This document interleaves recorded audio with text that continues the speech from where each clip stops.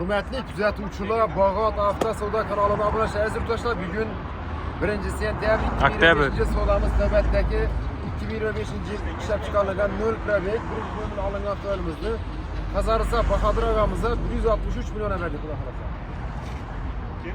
Rahmet. Devletli olsun. Ya Bağat Avto salonundan maşini aldık. Arzan eken geleveresizler. Tepsi yetemiyoruz. Şu maşin koylara, yakışıklara hizmet ediveriyor kular. İşlerinize Ahmet. Razı mısınız? Razı mı? Yusuf, köylere rahmet versin. İlahi rahmet. Aç kalan geleversin. Düzeltemiz satkan avtomobilimiz. 1 oktyabr birinchi. Uzun dostlar, 1 oktyabr, 1 oktyabr. Kobutumuz yetdi, xudo xolasa 2025 0 probek avtomobilimizni birinchi nomerlari bilan 163 milliona Qazarisa satdik. Kelsangiz aziz yurtdoshlar, shuni chiroyli senada mashinalar ko'p. Avtokredit, barter, naqd pul asosida kelib mashinalarimiz xarid qilamiz. Olib kelaversak, kelsangiz kelishsak. Naqd bo'lmasa sotib berish variant orqali savdo qilamiz. Kuzatib o'tirganlar uchun rahmat, kelaverasiz.